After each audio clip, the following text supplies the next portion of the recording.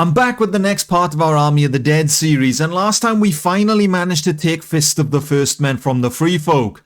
In the end, it took us 3 different attempts because the game kept crashing, but I'm just happy we finally got there in the end. While trying to take the castle from the enemy, we had to defend Hornfoot a couple of times, but I think our land is now secure for now. But in order to ensure our land stays in our possession, we need to strengthen it. We need to come up with any way that we can to protect our future kingdom. One of the ways we've decided to protect the kingdom is by forming a new party. I have now told the Lord of Bournes to assemble an army of his own, since we are now clan tier 3. We've given him 80 soldiers to begin with because that's all he could hold. It was similar to Mance Raider, where the moment we set him on his way, the capacity suddenly jumped from 80 to 600. So hopefully Lord of Bournes will build up a massive army, just like Mance Raider has. Another thing we've done in order to secure our kingdom, I've assigned some different governors. By assigning governors in each of our settlements and castles, they'll get buffs and hopefully it'll be better off for them. They may generate more income, they may generate more soldiers, all sorts of different things. But it should help us in the long run in keeping our land. And since we have about 20 Whitewalkers in the army, I can afford to give up a few in order to protect our territory.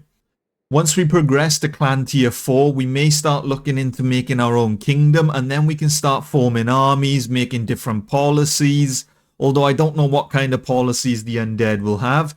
It's not like we're going to sit around the round table like King Arthur and his knights and discuss politics or anything like that. We pretty much have a single goal, and that's to kill the living. But it does give us an opportunity to potentially set up more clans in our army. Maybe we can tell one of the Whitewalkers to form his own clan and then he can build it up and so on. And who knows, maybe we can convince the Night King to join our kingdom. If that is an option or not, I'm not too sure. But if it is, that would be great, because with the amount of lords that he has, there's about 4 or 5 of them roaming around and they all have about 500 to 1,000 men. So if we could convince them to join us, that would be great.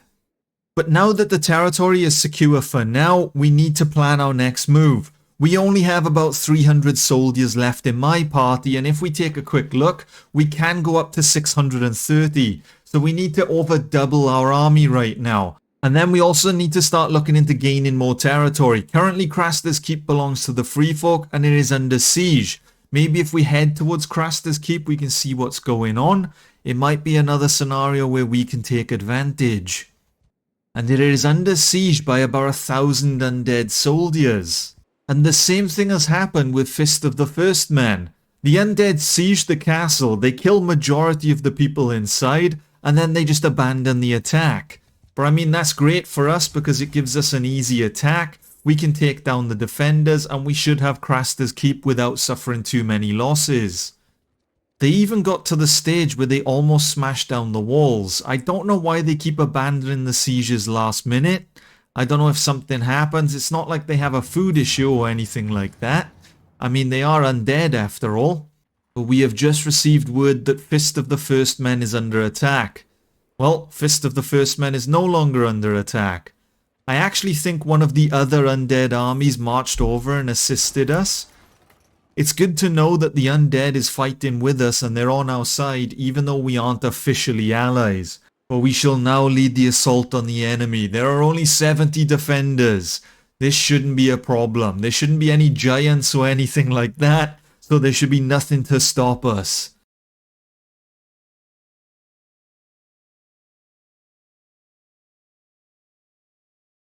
Targeting the leader, is it? Is that your strategy? By eliminating the leader from the battlefield, they hope that the undead will just give up. Or maybe even just drop dead. I'm pretty sure that happened in the show. If a Whitewalker died, all of the undead that it had under its control dropped dead. I don't know if that's the same here. Where if suddenly I get executed or something, then all of my soldiers just disappear. Then again, if I get executed, I mean, there's nothing to worry about. The game's over at that point. Our journey would have come to an end.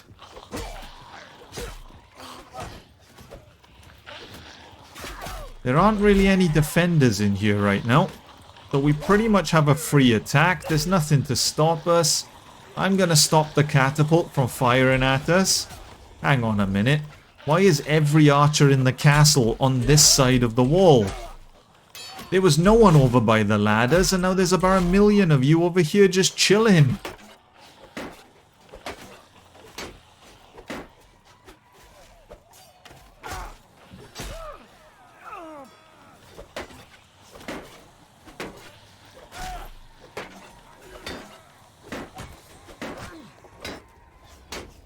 They're timing their attacks perfectly in order to catch me off guard.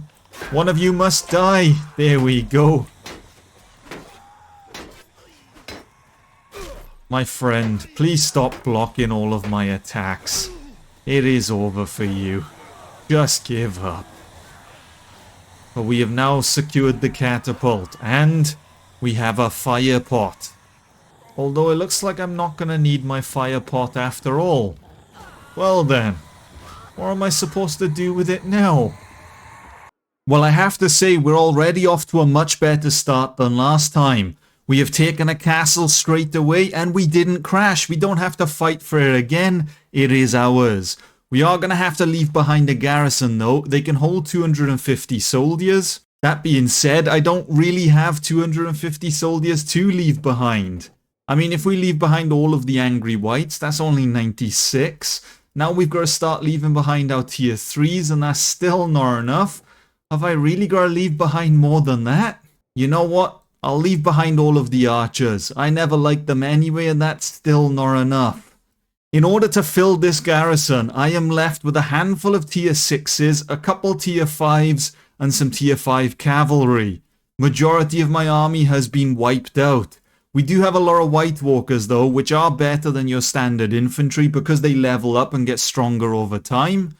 But damn man, we really are running low on soldiers. I didn't realize just how little my undead army has become. We are down to 117 men. We've got to find some lords to slay or something, maybe even burn down a village. We've got to find something. I can't walk around with this little amount of undead soldiers. We'll be a laughing stock of the undead nation. I think I'm going to quickly run away and just find a village to burn. That's my only focus right now. I did just see an army of about 260 free folk soldiers, so that's a little bit concerning. Hang on a minute. There's an enemy lord with about 80 soldiers, and another army with about 300 soldiers. This is very concerning. They're probably going for my land. But where? Are they going for Hornfoot, Fist of the First Men, or even Craster's Keep? I'm not entirely sure. But we are going to have to eliminate this guy. We're going to have to suffer as minimal casualties as possible. And we need as many undead soldiers as we can get. Alright, infantry, charge the enemy head on. Cavalry, follow me, men. Actually, cavalry, just charge the enemy cavalry. We'll charge them head on. We will show them which cavalry is superior. And we shall win the battle. I have no idea who these guys are, but their armor does kind of look cool. Possibly a mercenary? I'm not entirely sure.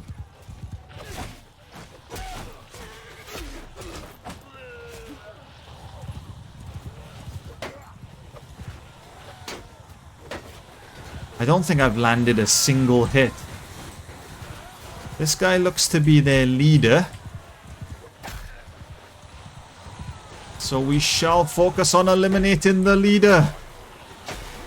Give up, my friend. The battle is over.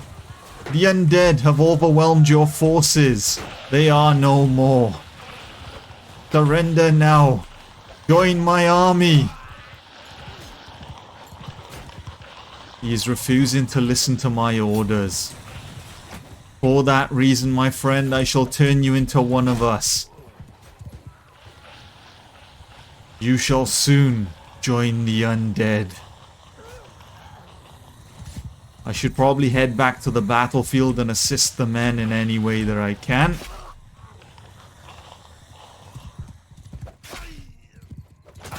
My guess of them being a mercenary seems to be right. They're called like Company of the Cat Horseman. I assume Company of the Cat is the mercenary company that they're with. But we have eliminated them. And I don't think we suffered too many losses either. Only 2 soldiers were lost in the fight. After defeating the enemy lord, we're now up to nearly 200 soldiers, but it's still not going to be enough. We can't stop an enemy army of 360 in the state that we're in right now. I'm hoping that the other army has been defeated by maybe Mance Raider or one of the other undead armies. But as for this guy right here, I don't know what he's up to. I don't know where he's going. We're just going to have to keep an eye on him. And there we go. He's off to Fist of the First Men. Well, we have arrived at Fist of the First Men and the enemy army has followed us. But there is an undead army nearby that's now chasing them away, so they won't launch their attack just yet. Meanwhile, there's a Free Folk army. This may be the one that we caught a little glimpse of last time before they managed to run our review. But looking at their army, they're mostly infantry with a little bit of ranged.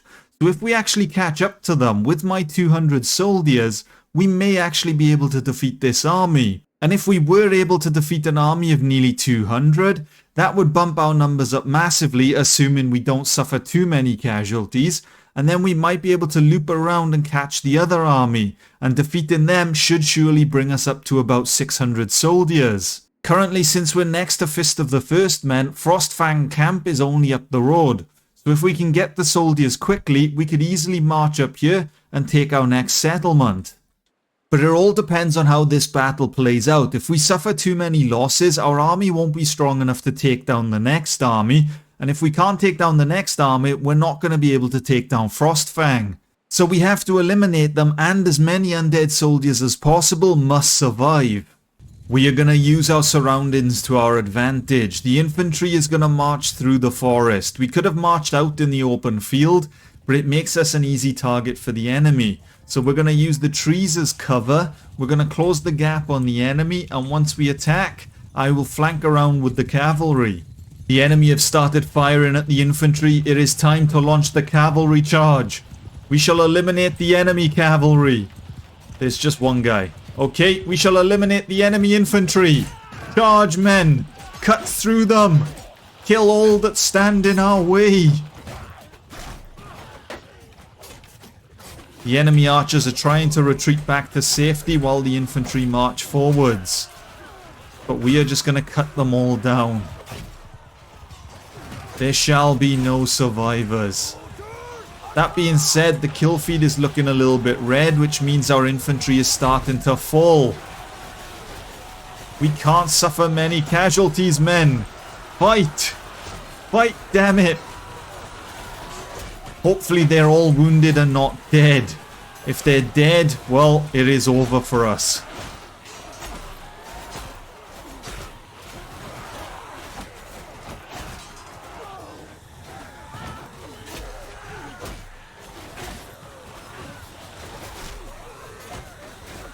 We're starting to turn the kill feed around a little bit. It's now looking a lot greener than before. The undead swarm is finally chopping their way through. The enemy are falling one by one, and soon we will have defeated them. But at what cost? That is the question.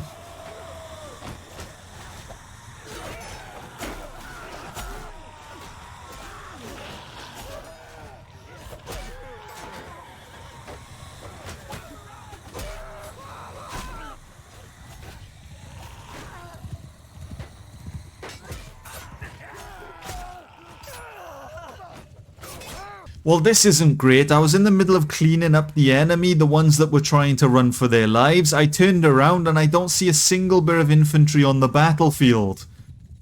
Have all my soldiers been cut down, or have they run away chasing someone? Surely I didn't lose my entire infantry army. Where are you, lads? You've got to be out there somewhere. If I shout Marco, will they reply? No? Is there no one out there? Well, this battle was more devastating than expected. We lost 60 soldiers with 100 more wounded. That explains why I couldn't see a single infantry on the battlefield. All that remained was the cavalry. Well, after defeating the enemy, we have a little over 300 soldiers. I was hoping for more than that, and 100 of them are currently wounded. So we can't exactly launch an attack on the enemy right now. we're going to have to hide inside the castle. Hopefully the undead army can chase them away or maybe even capture them, but we are in no fighting state right now. And with our current soldiers, we're not going to be able to take Frostfang. We may have successfully defeated their army, but the outcome wasn't the best. It wasn't the outcome we were looking for. The majority of the army have recovered now. There's less than 40 wounded soldiers, and there's a lot of undead soldiers roaming around us.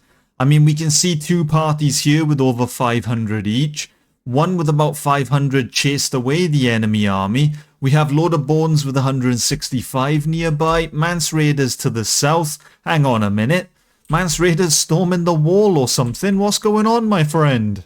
Even though Mance Raider is now undead, he can't resist the urge to take the wall. It's just built into him at this point. I really don't know what he's doing that far south, but since we have so many undead soldiers roaming around near us, they can protect the territory, and there's an enemy village just across the bridge. This is probably going to be our best opportunity to try and get more soldiers, at least without entering like a really big battle or anything like that. So we're going to take hostile action, we'll raid the village. There's no defenders, so they must have recently been wiped out. But now we just wait. We wait to see what kind of army we go up to. We currently have about 320 soldiers. Well, with all the loot we're getting, at this point our army will be made up of more pigs than undead. We have probably stole all of the pigs in the north. But we are now up to 434 soldiers. This is exactly what I wanted, a quick, easy way to rebuild the army. Just up the road is another village, so if we head on over, eliminate the militia and raid this one as well, I don't think we'll really need to enter the battle. I mean, when you have 400 soldiers, oh, there you go, we didn't have to fight anyway. But after raiding this village, if we can get up to over 500 soldiers, we may have enough to just keep wandering up the road and launch an attack on Frostfang. This may be the best opportunity we're going to get in order to take a second settlement. But it all depends on how many Free Folk soldiers stand between us and the settlement. The concern is, while we're wandering up the road, we're going to funnel all enemies up this direction, and if they all hide inside the settlement, there'll just be way too many defenders. We're not going to be able to stop them. But inside the actual settlement, there are 300 belonging to the garrison, 300 belonging to the militia, and 100 belonging to the Weeper party. I have no idea who the Weeper party are, but they are going to be a bit of a pain. They are preventing us from having a really easy battle. Food supplies inside the city aren't great either, so if we can hold out for 8 days, we can starve the garrison and half their numbers. We just have to hope that the enemy don't launch a counterattack in those 9 days. If the others can defend the territory and we can actually rely on them to defend the territory, we should be okay. That being said though, part of me is just tempted to carry out the attack anyway, regardless of if we lose other territory or not, because this city is so far in the corner. If we just take it now, we can push back and retake Fist of the First Men or retake Craster's Keep if needed. It'll be much easier to defend a settlement that's on the edge of the map than a castle that's smack in the center of our territory. We have received word that Fist of the First Men is under siege, but as I mentioned earlier, we're just going to have to double down with the siege of Frostfang. We're just going to have to hope that there's someone nearby like Mance Raider or something, and they can actually put a stop to them themselves.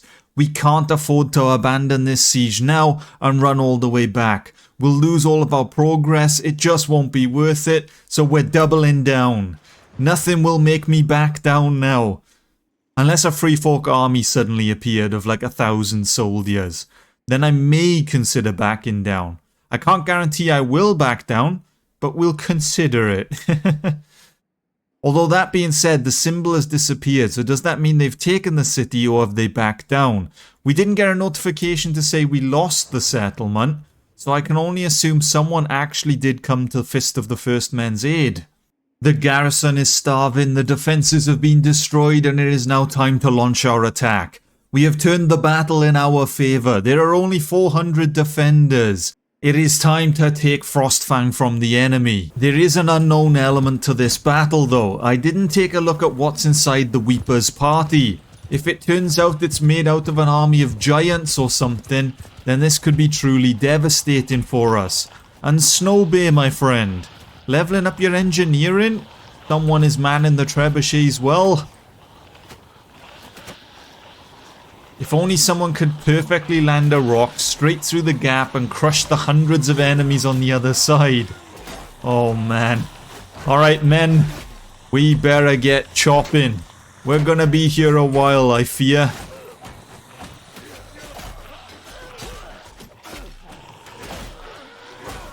So many free folk soldiers to cut down. I don't know how we're gonna pull it off.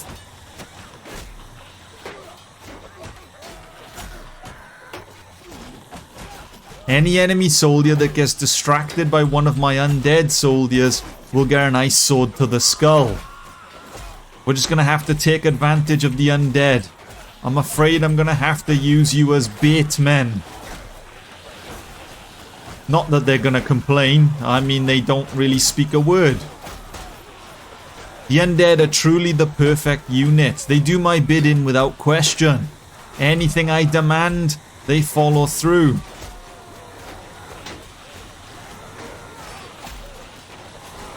And we're pretty much in.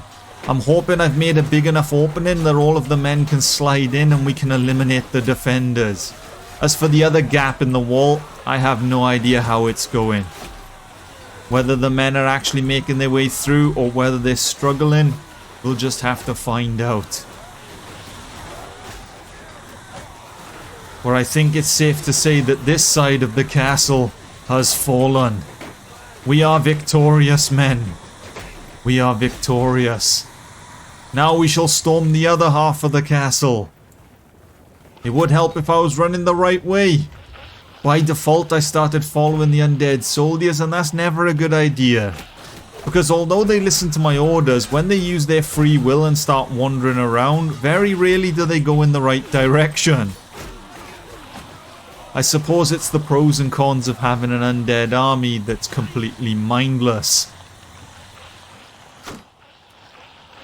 There are a lot of enemy archers above my head right now.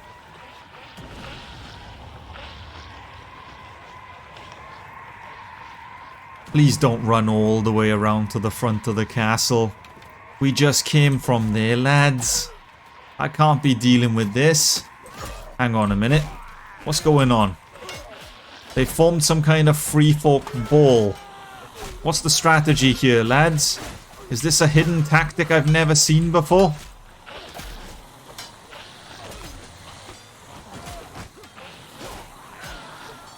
We're just going to cut our way through this blob of free folk soldiers. Or we'll attempt to anyway. I don't really know where the soldiers are going right now.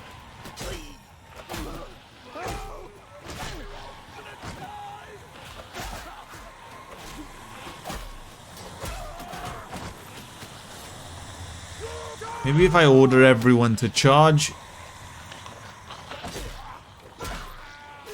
There's some troops in the distance, so I think we've suffered enough losses that reinforcements have arrived.